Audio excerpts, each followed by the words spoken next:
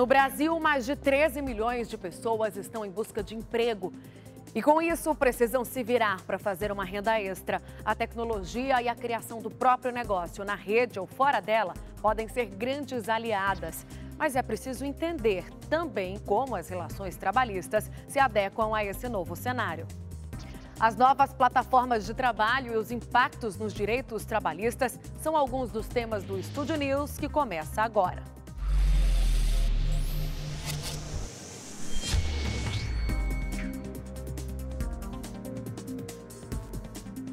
Para falar sobre esse tema, eu recebo Farley Ferreira, presidente da Amatra 2, a Associação dos Magistrados da Justiça do Trabalho da 2ª Região.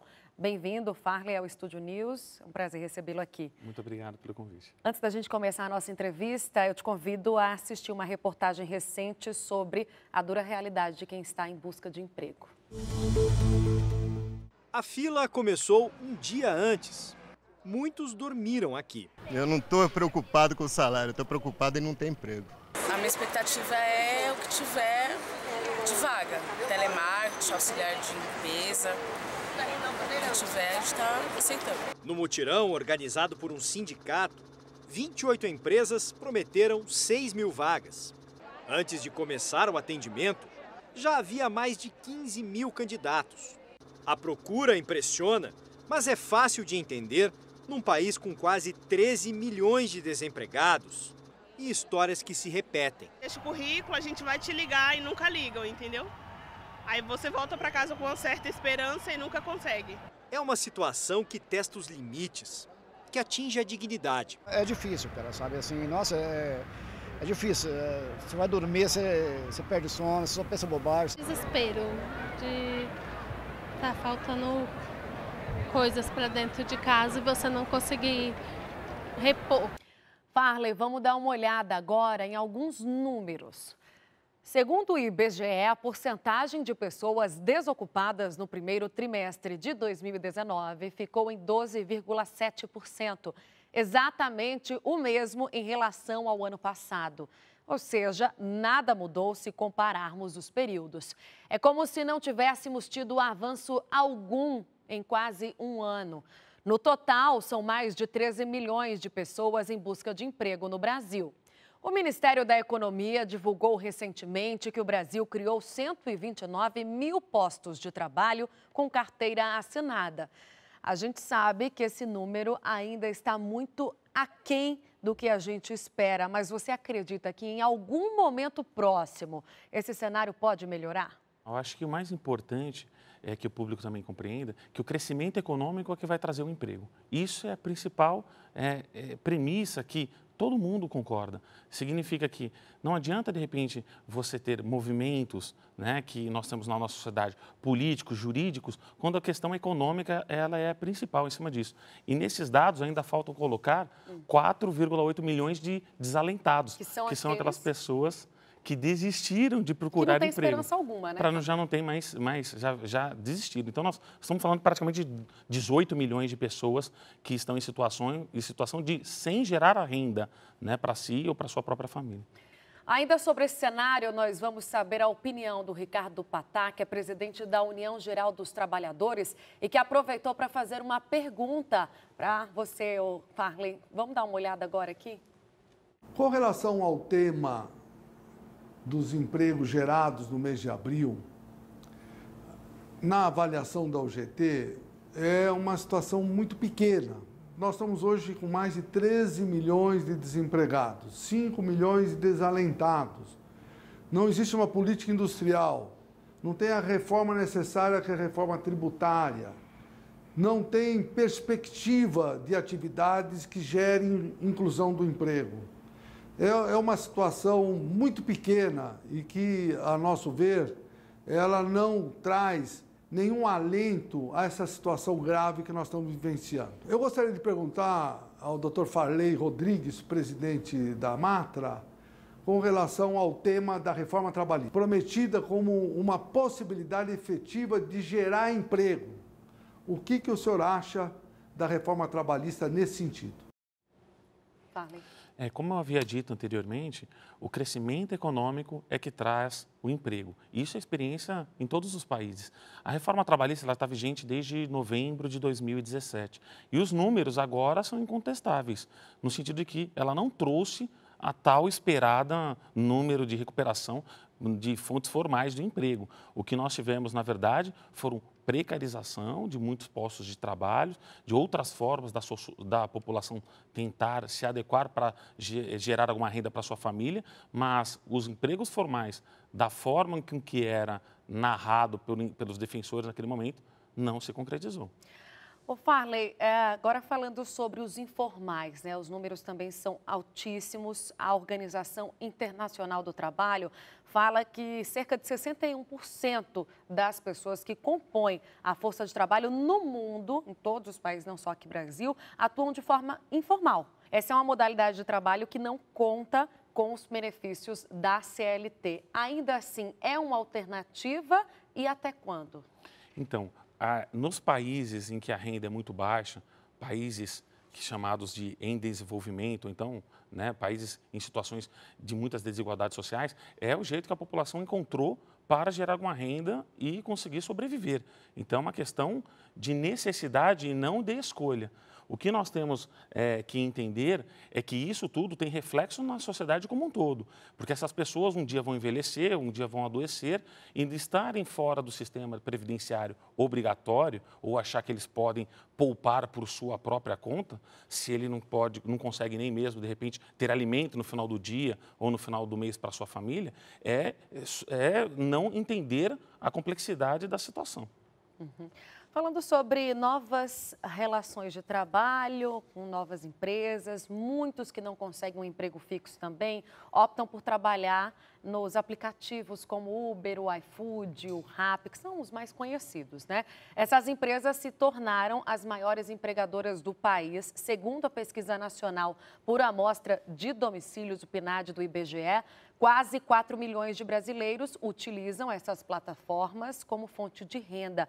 Como as relações trabalhistas dessas novas empresas estão sendo geridas dentro da Justiça? Então, veja, nós temos um fenômeno mundial, não é só aqui no Brasil, em vários outros países, e cada um está dando a solução que entende mais adequado. Então, nós temos alguns problemas que essas empresas tiveram em grandes países desenvolvidos da Europa, como Dinamarca, que acabaram se retirando de lá, no próprio Reino Unido, reconhecendo os direitos trabalhistas completamente para as pessoas que trabalham nesses aplicativos. Nós tivemos decisões também na Califórnia, nos Estados Unidos da América, a respeito. E a Justiça do Trabalho aqui no Brasil, ela ainda não tem uma linha, vamos dizer assim, uníssona sobre esse assunto.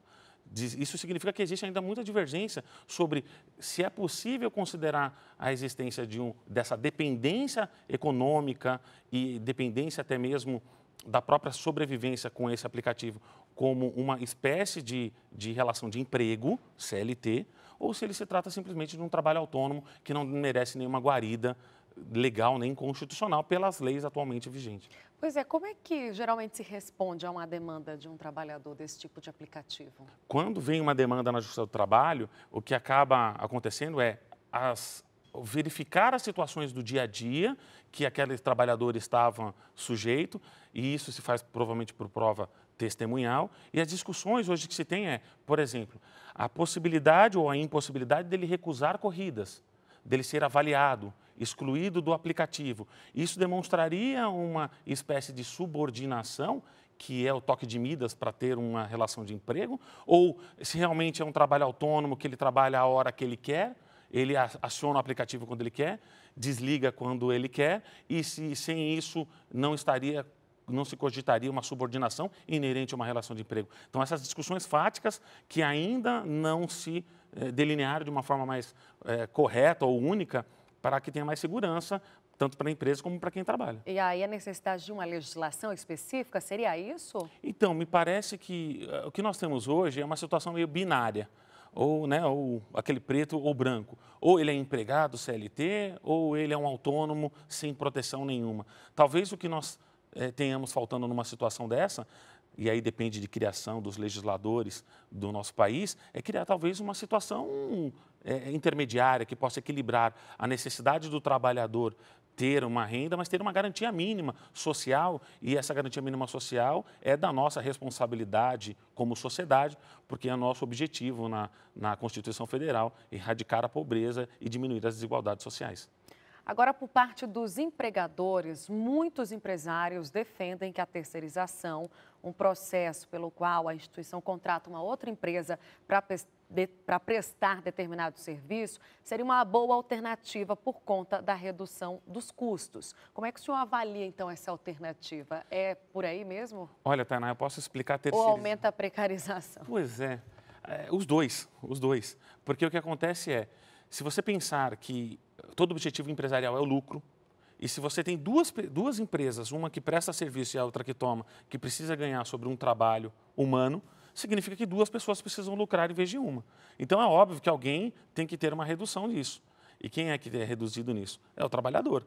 Mas, sem dúvida nenhuma, a especialização da terceirização é o que também possibilitou o desenvolvimento econômico melhor, vamos dizer assim, encaminhamento da empresa para aquilo que ela tem o know-how e deixando para que outras atividades que ela não queira tomar à frente sejam desenvolvidas por essas terceirizadas, né? E agora a nossa dificuldade que nós temos no mundo atual, sem dúvida nenhuma, é resgatar a que a gente chama de invisibilidade dessas pessoas.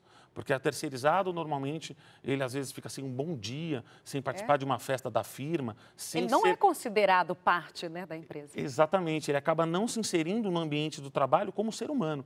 E isso, talvez a gente, se transformando a sociedade e chamando a atenção dela, possa também chegar a um equilíbrio de que eles sejam vistos como humanos, como trabalhadores, sejam respeitados a sua força de trabalho e, lógico, que eles consigam, a partir de um crescimento econômico, também uma melhoria salarial. Mas, sem dúvida nenhuma, hoje em dia ele significa precarização. É o que a gente vê muito, né? Até eu te falo com a minha experiência de repórter, o que eu já vi muito foi a empresa terceirizada não paga ao funcionário porque diz que aquela empresa que a contratou não tem dinheiro, quebrou, né? Essa é uma situação muito comum.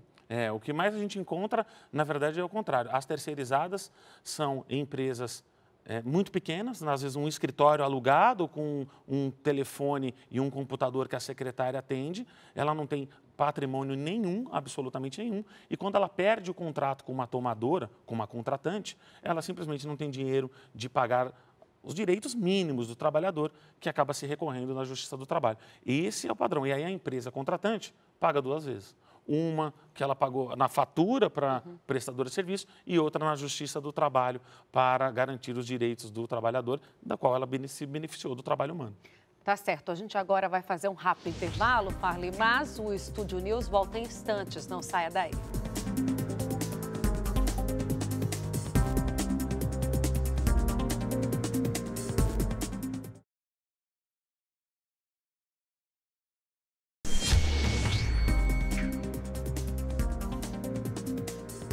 O Estúdio News está de volta. Hoje eu recebo Farley Ferreira, presidente da Amatra 2, a Associação dos Magistrados da Justiça do Trabalho da 2ª Região. Tem muita gente, Farley, que confunde a terceirização com a pejotização. E aí eu vou pedir para você explicar melhor para o pessoal de casa entender o que é um e o que é outro.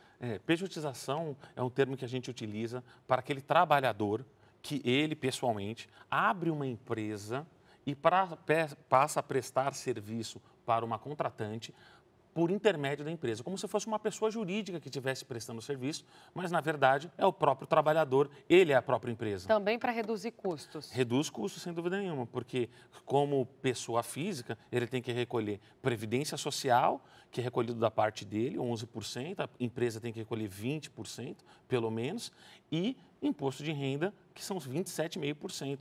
Enquanto que a pessoa jurídica, se for simples nacional, ela começa recolhendo 6% sobre a nota. E os dividendos são isentos de imposto de renda.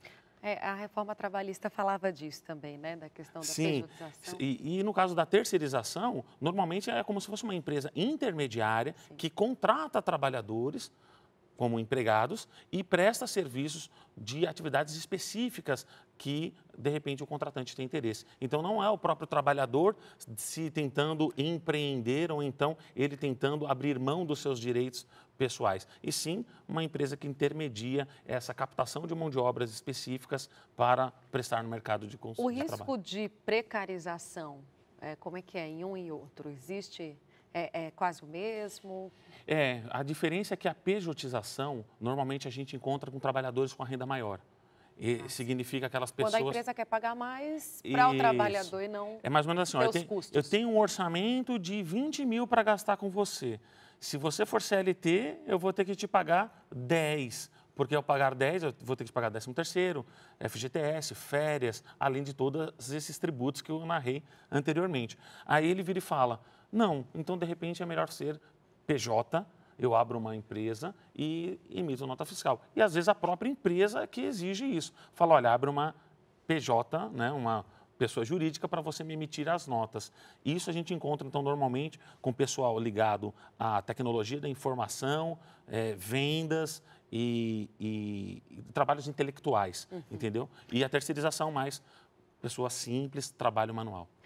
Agora, sobre a indústria 4.0, muitas pessoas agora também trabalham no home office, que é o teletrabalho, mas se essas empresas não tiverem o devido cuidado e responsabilidade com o trabalhador, esse tipo de trabalho também fica precarizado, né? Como é que a gente evita que isso aconteça? Também é necessário legislação para isso? Então, veja só, a indústria 4.0, né, que é aquela de alta tecnologia, inovação, interação... Ela engloba o home office? Ela engloba também home office justamente porque essas empresas, elas acabam utilizando de tecnologias para que a pessoa trabalhe na sua própria residência. E a grande discussão que se tem na Organização Internacional do Trabalho, na atualidade, são questões de ergonomia do trabalho dentro da própria residência. Porque se nós não impomos responsabilidades, né, a legislação, a sociedade não impor responsabilidade àquele que contrata, o trabalhador, de repente, vai fazer aquilo sem uma cadeira apropriada, sem um teclado apropriado, sem, né, todas as condições de trabalho, sem contar o próprio limite da jornada, trabalha exaustivamente, e nós é que vamos pagar essa conta, num SUS, por saúde da pessoa, ou então mesmo na Previdência, se ele acabar se adoecendo. Tudo isso é custo público que também envolve essa situação. E a fiscalização do trabalho é muito difícil dele ir na casa da pessoa. Né? Chega, olha, deixa eu ver a sua casa. Isso é muito complicado. São situações ainda que estão se adaptando no mundo para que possa, de uma forma mais adequada, garantir aquela história, direitos mínimos, ainda que seja para um trabalhador em home office. Fale, a gente conversava aqui nos bastidores sobre algumas resoluções, eu posso chamar assim, da ONU para 2030, e você falava sobre essa questão também da indústria 4.0, que está incluso nisso, né? Sim, quais porque são elas? A Agenda 2030 da ONU, ela fala em diversificação, tecnologia, o crescimento econômico, com tudo isso. Então, tem essa finalidade, mas, ao mesmo tempo, a preocupação com a desigualdade social, com a questão da garantia de erradicação da pobreza, direitos básicos e dignos do cidadão. Então, é esse equilíbrio que nós precisamos chegar. Por exemplo, na indústria 4.0, para você entender como está acontecendo na Índia atualmente, grandes empresas de telefonia, a pessoa está num país, vai ser atendido no outro país, e aí, quando toca lá na Índia, aquele que apertar o botão primeiro e atender primeiro é o que vai ganhar pelo atendimento feito. Então, há uma disputa entre as pessoas que estão prestando serviços como mero trabalhadores autônomos para as grandes telefonias norte-americanas, para ele clicar o mais rápido possível e fica uma disputa de quem faz mais rápido, porque se ele for até o banheiro e voltar, alguém já atendeu e ele perdeu. E tudo isso são situações que elevam o nível de estresse. Parece que o trabalho em casa é fácil, mas ele eleva o nível de estresse, ele adoece pessoas e eles fazem as pessoas trabalharem exaustivamente. E é uma dificuldade que todos nós teremos que enfrentar como humanidade. Trazendo aqui para o Brasil, quais são os nossos grandes desafios? Eu acho que o grande desafio do Brasil, primeiro, eu concordo, nós precisamos uma indústria que seja competitiva. Né? Então, infelizmente, nós temos uma história de que nós somos uns países de exportação de commodities. Então, a gente nasceu com pau-brasil, cana-de-açúcar, ouro, café. Hoje em dia é ferro, soja, frango, né? Então, nós continuamos sendo um país que é há 500 anos atrás e poderíamos explorar outras situações. Por exemplo, um turismo ecológico, uma questão de tecnologia de ponta, um polo, vamos dizer assim, industrial, que possa também atender o nosso mercado de consumo, que, queira ou não queira, nós somos uma das maiores economias do mundo. E ao trazer tudo isso de fora, por importação, isso acaba realmente destruindo a possibilidade de que outros ramos da economia se desenvolvam. Farley, o presidente Jair Bolsonaro afirmou logo depois de tomar posse que só no Brasil havia justiça do trabalho. Como é que funciona em outros países e como é que você recebe essa declaração? Sim, a primeira coisa, eu acredito que ele não devia ser um grande conhecedor do assunto. Então, ele está errado. Não é assim que funciona. As principais economias desenvolvidas do mundo, existe, de alguma forma autônoma, um ramo do Poder Judiciário que cuidam das questões trabalhistas. Eu posso exemplificar a Alemanha, Bélgica, França, Itália, Portugal. Vários países existem, sim, Reino Unido, existem, sim, justiça do trabalho organizada independentemente ou com um ramo próprio do poder. Alguns outros países não têm. Por exemplo, Estados Unidos e Canadá, a própria Justiça Geral cuida das questões trabalhistas também. Mas isso não quer dizer, né, vamos dizer assim, que isso seria uma exclusividade do Brasil. Pelo contrário, vários países, inclusive da América do Sul, nós temos no Chile, Argentina, também todos têm Justiça do Trabalho autônoma. E como é que ficaria a relação do trabalhador com as empresas e a resolução de possíveis conflitos sem o Ministério do Trabalho? O Ministério do Trabalho ele tem um papel fundamental na fiscalização, ou seja, nós na Justiça do Trabalho, o que chega para... Interfere para vocês? Para a gente interfere sim, porque na Justiça do Trabalho chega quando tudo deu errado.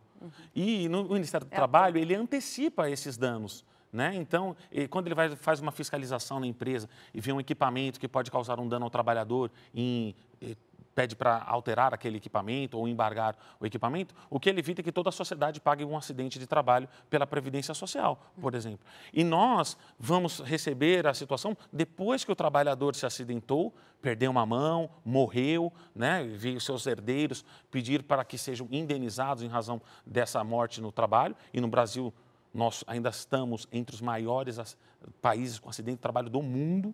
E a Justiça do Trabalho faz esse papel, que é um papel reparador, enquanto o papel do Ministério do Trabalho é fundamental para prevenir um trabalho infantil, um trabalho em condições análogas de escravos. Então, essa fiscalização é fundamental.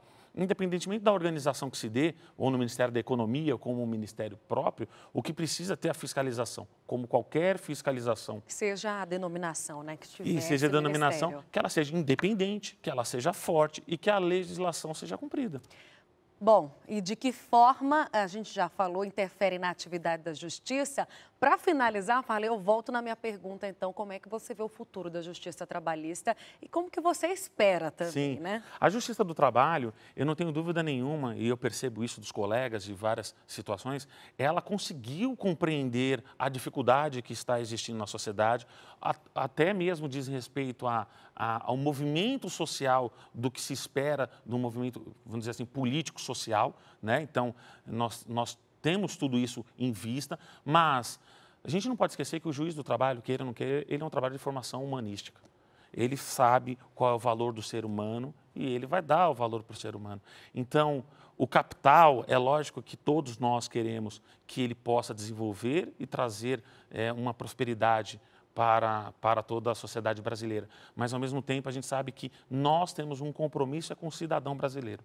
E esse compromisso está na Constituição Federal. Não fui eu que inventei, não foram meus colegas que inventaram, mas sim a nossa Carta Magna. E enquanto a lei existir, nós estaremos cumprindo esse papel.